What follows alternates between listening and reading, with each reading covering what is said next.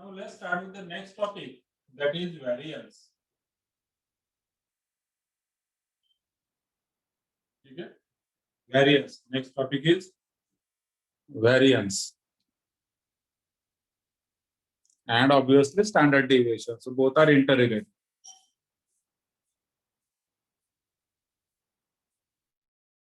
Okay?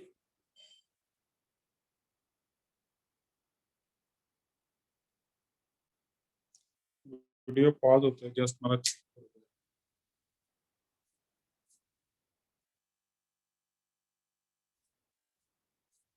So variance and standard deviation both are interrelated. Okay, so basically both are same terms. So let us first discuss variance. Now what is variance? So for raw data, we are having different formulae for raw data and group distribution and group distribution. So first one for raw data, variance of x is equal to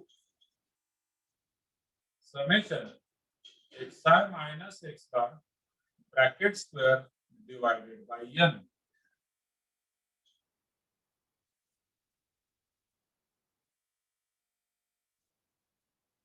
Okay. So that is one formula. Another formula is summation xi square upon n minus x bar bracket square. So हे दोन formula आपण variance साठी use करू शकतो.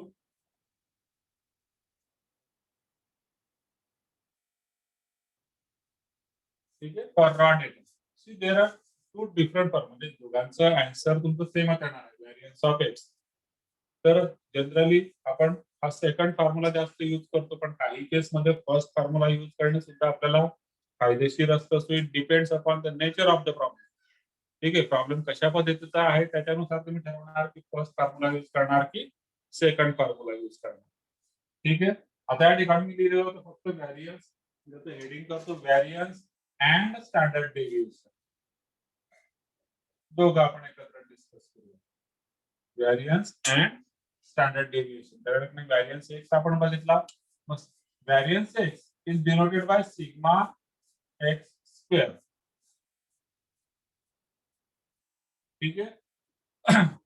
Therefore, standard deviation, that is sigma x, is equal to under root of variance of x.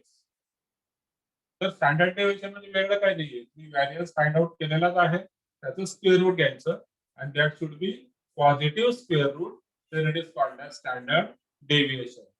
Clear? तर variance जर तुम्ही find out करू शकले using any one of these two formula, so you can find out standard deviation. Second one, for group, or let us say first ungroup. For ungroup frequency distribution, or ungroup frequency distribution, variance of x is equal to summation. आता बघा same formula या ठिकाणी येणार आहे, पण frequency distribution मध्ये frequency सुद्धा picture मध्ये आहे. या केस मध्ये इथे उदाहरण summation of fi into xi minus x bar bracket square divided by n असणार. या ठिकाणी असेल समेशन fi. ठीक, that is total frequency, total number of observations. Second वे ने जर आपल्याला लिहायचं असेल, so it can be written as summation fi xi square upon summation fi minus x bar square. So this is second way of finding out the variance. And again, standard deviation is given by the same formula, under root of variance of x. ठीक, तर तुम्ही textbook मध्ये पाहिलं तर बरंच काहीतरी under route मध्ये वेगवेगळे फॉर्म्युले दिले आहेत. तुम्ही अंडर रूट मध्ये एकही फॉर्म्युला लिहत नाही. मी तो व्हॅरियन्स लिहून घेतला आणि त्याचं जे काय अंडर रूट असणार ते म्हणजे standard deviation. Third case for group frequency distribution. So formula याच्यामध्ये सेम ॲज अबोव, फक्त डिफरन्स काय आहे, but xi are midpoints or corresponding class interval. तर मागच्या केसमध्ये सुद्धा आपण बघितलं मीन डेविएशन का फाइंड आउट करत असताना फॉर्म्युला दोघांचे सेमच असतात. ठीक आहे. फक्त या केसमध्ये एक्सआय म्हणजे इंडिव्हिज्युअल ऑब्झर्वेशन असतात. या केसमध्ये एक्सआय म्हणजे mid point of corresponding class interval आपण म्हणतो. ठीक. So these are the certain फॉर्म्युले for finding out the variance. So obviously first of all we have to also find out mean and then we can find out variance. काही note आपण या ठिकाणी लिहून घेऊया.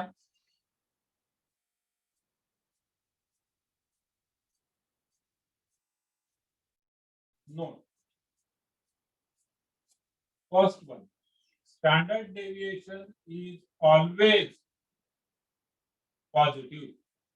So it means what? We have to take positive square root of anything because whenever we say square root of anything, let us say variance, suppose variance जो आहे 25 असतो.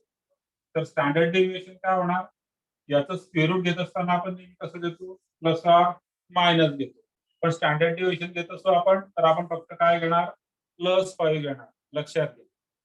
ठीक आहे. हा सिग्मा स्क्वेअर आहे आणि हा सिग्मा आहे. Standard deviation. ठीक. तेच ज्यावेळेस डिटर्मिनंट मध्ये आपण सॉल्व्ह करतो x square equal to 25 answer येत असेल डिटर्मिनंट काही जनरल कुठेही तर एक्स ची व्हॅल्यू आपण काय घेतो? +or-5. इथं मात्र standard deviation is always positive. So that is the first thing.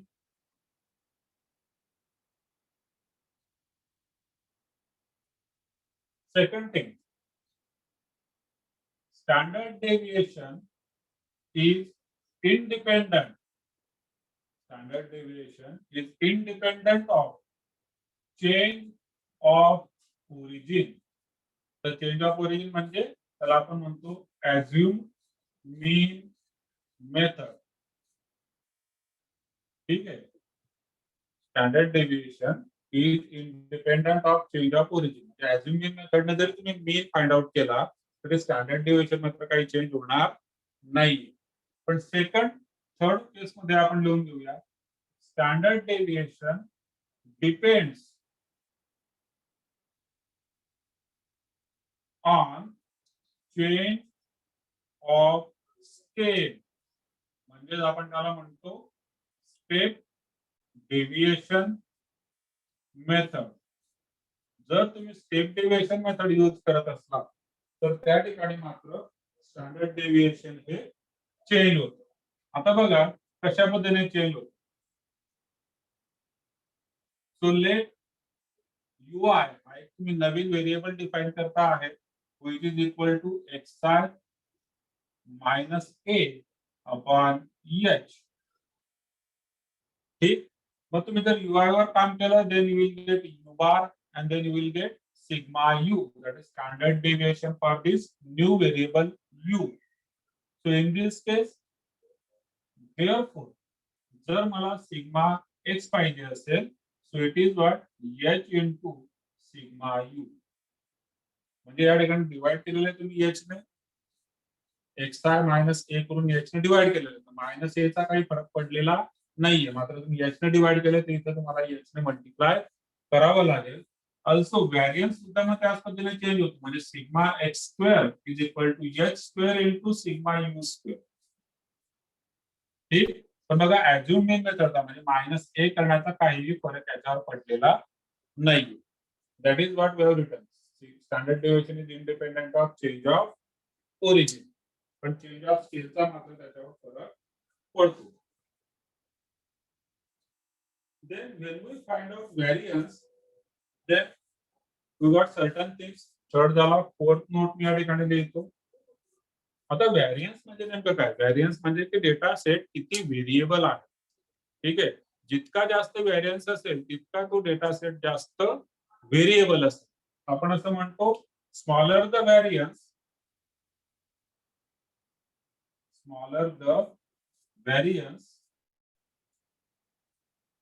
greater the consistency.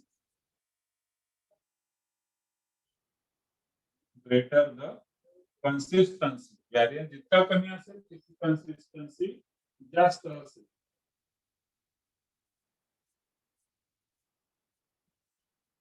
ठीक आहे. आता तुम्ही त्याला कन्सिस्टन्सी म्हणू शकता किंवा युनिफॉर्मिटी हा सुद्धा वर्ड आहे, uniformity in data. Smaller the variance greater the consistency or uniformity in data. आणि जर व्हॅरियन्स जास्त असेल तर म्हणजे greater the variance greater the variance greater the variability of data. ठीक आहे, व्हॅरियन्स जितका जास्त असणार तितकी त्या डेटामध्ये काय असेल, व्हेरिएबिलिटी ही जास्त असणार आहे. ठीक. Next thing, coefficient of SB आणि कोएफिशिएंट ऑफ व्हेरिएशन असे दोन प्रकार आहेत. त्या ठिकाणी दोन अजून फॉर्म्युला मी लिहितो. कोएफिशिएंट ऑफ एसबी म्हणजे स्टँडर्ड डेविएशन. ठीक आहे, कोएफिशिएंट ऑफ एसबी सो याचा फॉर्म्युला आहे सिग्मा अपॉन एक्स बार म्हणजेच काय, स्टँडर्ड डेविएशन डिवाइडेड बाय मीन. ठीक. आणि जो जास्त यूज केला जातो तो फॉर्म्युला आहे कोएफिशिएंट ऑफ व्हेरिएशन.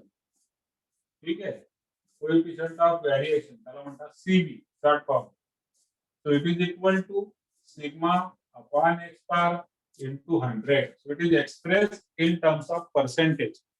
ठीक आहे, सिग्मा अपॉन एक्स बार म्हणजे कोएफिशिएंट ऑफ एसडी होता, त्याला 100 ने मल्टिप्लाय केलं तर कोएफिशिएंट ऑफ व्हेरिएशन मिळतो, which is expressed in terms of percentage. आणि या कोएफिशिएंट ऑफ व्हेरिएशन वरून आपण ठरवत असतो की डेटा सेट हा कसा आहे. आता कसा आहे म्हणजे बघा, जर सीव्ही जास्त असेल, ठीक आहे, सीव्ही जास्त आहे म्हणजे याचा अर्थ काय की CV is greater so lesser consistency. ठीक आहे, व्हेरिएबिलिटी जास्त असणार, ग्रेटर व्हेरिएबिलिटी म्हणजे लेसर युनिफॉर्मिटी. वेगवेगळे वर्ड्स आहेत. ठीक आहे, वेगवेगळे वर्ड्स आहेत. सीव्ही जास्त आहे म्हणजे ग्रेटर व्हेरिएबिलिटी आहे. व्हेरिएबिलिटी ग्रेटर आहे म्हणजे याचा अर्थ कन्सिस्टन्सी कमी आहे, युनिफॉर्मिटी कमी आहे आणि या टाईपच्या डेटा सेटला म्हणतात हेट्रोजिनियस. हेट्रोजिनियस. आणि तेच याची अपोजिट केस म्हणजे समजा जर का सीव्ही कमी असेल तर याचा अर्थ काय झाला, ते झालं ग्रेटर कन्सिस्टन्सी. कन्सिस्टन्सी चांगली आहे, जास्त आहे. लेसर व्हेरिएबिलिटी, सीव्ही कमी आहे म्हणजे कोएफिशिएंट ऑफ व्हेरिएशन कमी आहे म्हणजे कमी व्हेरिएबल आहे, सो लेसर व्हेरिएबिलिटी. ठीक आहे, म्हणजे याचा अर्थ ग्रेटर युनिफॉर्मिटी. ठीक आहे, आणि या टाईपच्या डेटा सेटला म्हणतात होमोजिनियस. होमोजिनियस म्हणजे तुम्ही सायन्स मध्ये शिकणार आहे होमोजिनियस मिक्सचर. होमोजिनियस मिक्सचर म्हणजे एक सारखं, एकजीव म्हणतो त्याला मराठीमध्ये आपण. ठीक आहे, होमोजिनियस म्हणजे एक सारखं एकजीव मिक्सचर. ठीक, तर या ठिकाणी सीव्ही लेस आहे म्हणजे व्हेरिएबिलिटी कमी आहे. व्हेरिएबिलिटी कमी आहे म्हणजे जो काय डेटा सेट आहे तुमचा तो सगळा एक सारखा आहे. येतं लक्षात. जसं तुमच्या क्लासमध्ये जर मी एज ग्रुप डिसाइड करत असेल म्हणजे एजेस ऑफ द स्टुडंट्स, ठीक आहे, ऑफ फर्स्ट इयर डिप्लोमा, यांची जर एज आपण बघितलं तर एज वाईज जर तुम्ही डिस्कस केलं तर तुम्हाला काय दिसेल, त्या ठिकाणी लेसर व्हेरिएबिलिटी दिसेल. असं काही होणार नाही की तुमच्या म्हणजे तुमच्या क्लासमध्ये एकदमच कुठेतरी 10 इयर्सचा आहे किंवा 20 इयर्सचा आहे. नाही, सगळ्यांची एज कशी असेल, मोरेवर सारखी असेल. हाईट्स बद्दल जरी आपण बोललो तरी सुद्धा जवळपास सारखी असेल. एक्सेप्शनल केसेस असतात पण जवळपास सारखी असेल. पण तेच जर का मी तुमच्या क्लासचे जे स्टुडंट्स आहेत त्यांच्या मार्क्स बद्दल जर बोलत असतो आपण तर त्या केसमध्ये काय दिसेल तुम्हाला, खूप जास्त व्हेरिएशन दिसेल. मार्क्स काही सगळ्यांचे सारखे नसणार आहेत, जसे हाईट्स आणि एज तुमची सारखी आहे पण मार्क्स मात्र प्रत्येकाचे वेगवेगळे असणार आहेत. म्हणजे व्हेरिएबिलिटी त्या ठिकाणी जास्त आहे असं आपण म्हणू. Clear. So coefficient of variation वरून this can be used since it is a relative measure, so this can be used to compare two different data sets. दोन क्लास असतील तर त्या क्लासचे कंपॅरिझन आपण करू शकतो. दोन बॅट्समनचं कंपॅरिझन करू शकतो. दोन वेगळ्या ग्रुप्सचं, दोन वेगळ्या टीम्सचं कंपॅरिझन आपण या सीबी वरून करू शकतो. आणि सीबी फाइंड आउट करण्यासाठी फॉर्म्युला काय आहे? Sigma upon x bar into 100. Sigma म्हणजे स्टँडर्ड डेव्हिएशन आणि ते कसं मिळणार आहे? स्टँडर्ड डेव्हिएशन म्हणजे अंडर रूट ऑफ व्हॅरियन्स. व्हॅरियन्सचे दोन फॉर्म्युले आहेत. दोघांपैकी कुठला तरी एकच, दोघं नाही, दोघांपैकी कुठला तरी एक फॉर्म्युला वापरून आपण व्हॅरियन्स काढू शकतो. त्याच्यावरून स्टँडर्ड डेव्हिएशन काढू शकतो. स्टँडर्ड डेव्हिएशन आणि मीन या दोघांवरून सीव्ही फाइंड आउट करू शकतो आणि मग आपण हे दोघं डेटा सेट एकमेकांसोबत कम्पेअर करू शकतो. क्लिअर? आता सीव्ही फाइंड आउट करण्याच्या बरेचशा क्वेश्चन मध्ये काय असतं ना की डायरेक्टली म्हणजे लो वेटेजचा क्वेश्चन असेल 2 मार्काचा वगैरे तर दोघं व्हॅल्यू तुम्हाला डायरेक्टली दिलेल्या असतात. Just you have to apply the formula and find out the answer. मात्र व्हॅरियन्स आणि स्टँडर्ड डेव्हिएशन काढण्यासाठी परत टेबल वगैरे बनवणे हे सगळे विषय त्या ठिकाणी येणार आहे.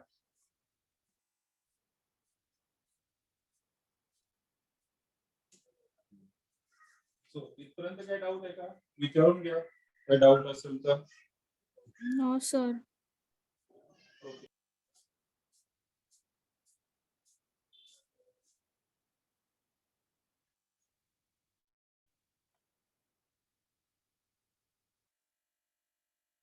Now, so in this question, calculate standard deviation for the below mentioned frequency distribution. Frequency distribution is given like this: weekly expenditure below rupees.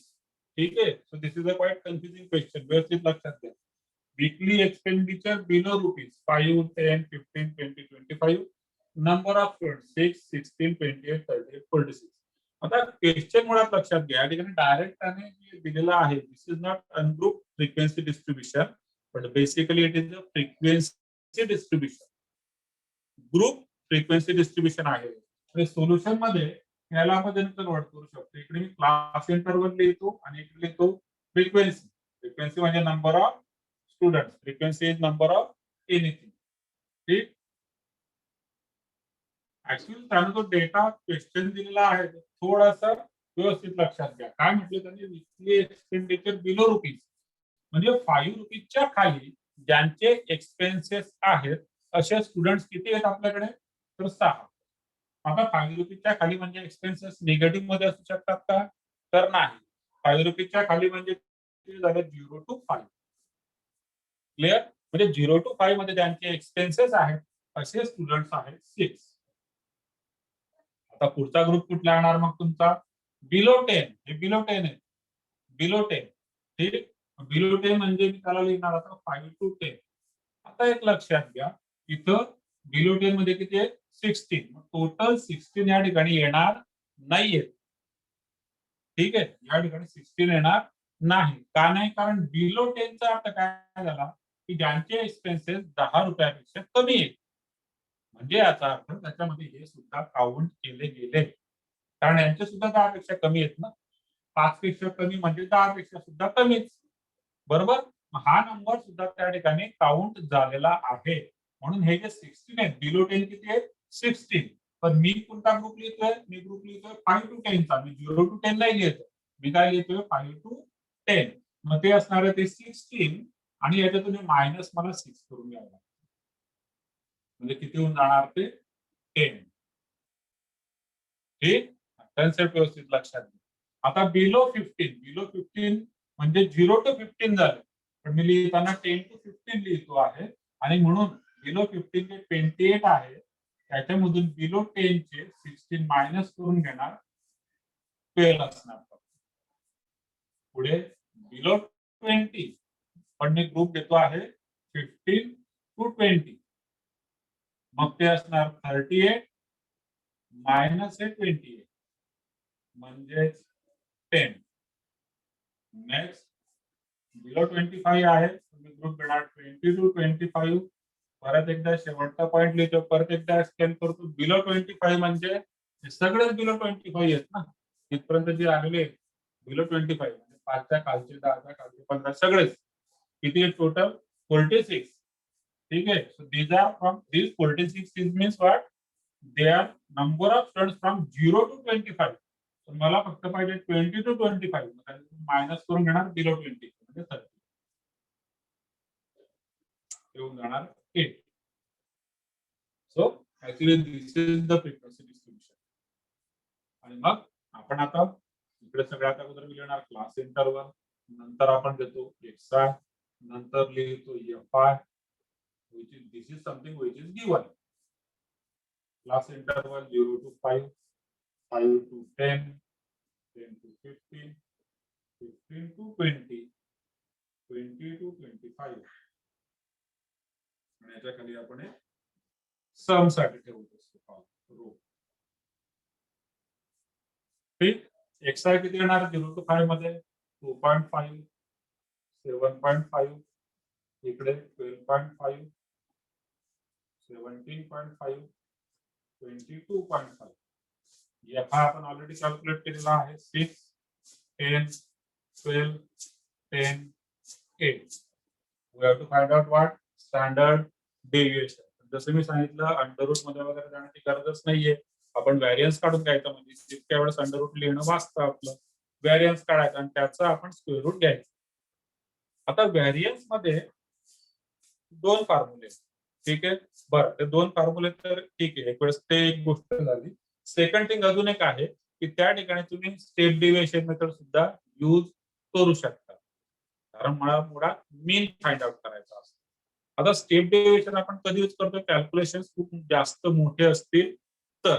या ठिकाणी कॅल्क्युलेशन जर तुम्हाला वाटत असेल की फार मोठे नाहीये तर तुम्ही डायरेक्टली सुद्धा करू शकता because calculator is allowed. So काही स्टेप डिव्हिएशनच केलं पाहिजे असा काही प्रकार नाहीये. व्हॅरियन्सच्या दोघं फॉर्म्युलांमध्ये आपल्याला एक्स बार लागतोच. ठीक. मग एक्स बार काढण्यासाठी काय घेतो आपण F I X I. F I X I ची सम आणि या एफ आय ची सम. बघा एफ आय ची सम किती होते ती होणार 46. मला माहिती आहे ती इथे येणार 46 कारण सगळे टोटल येतं 16, 12, 28, 10, 38 आणि 8, 46. एफ आय एक्स आय इकडे येणार तुम्ही कॅल्क्युलेट करायचा इथं. ठीक आहे. हा 75 होतो.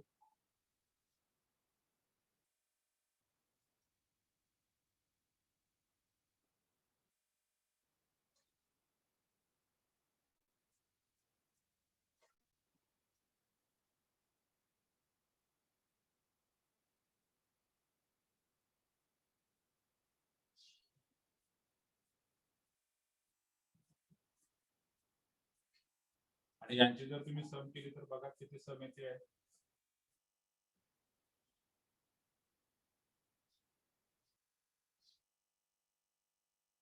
सांगा किती सम झाली.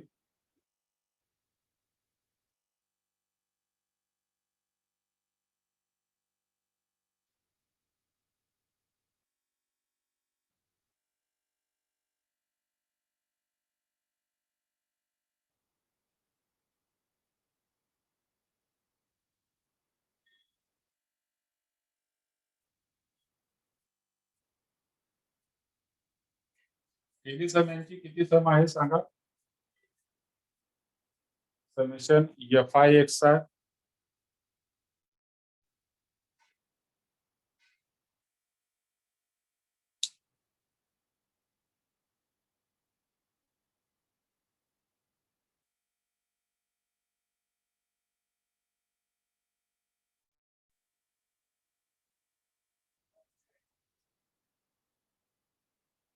Okay. So this is x bar which is 12.93 variance of x. हा फॉर्म्युला आहे. हा फॉर्म्युला यूज करणे मला काय लागणार आहे एक्स आय मायनस एक्स बार आणि त्यांचे काय स्क्वेअर. तुम्ही या ठिकाणी X I minus x bar find out करून घेऊ शकता. ठीक. इकडे सगळे येणार एक्स आय मायनस एक्स बार. हा एक्स आय आहे तिकडे एक्स बार आहे ते येणार आणि या लास्ट कॉलम मध्ये एक्स आय मायनस एक्स बार ते घेणार तुम्ही स्क्वेअर. ही टर्म तयार होते. नंतर या फाय ने मल्टिप्लाय करायचं मग त्याला या फाय ने मल्टिप्लाय करणार F I into X I minus x bar bracket square. So this completes your table.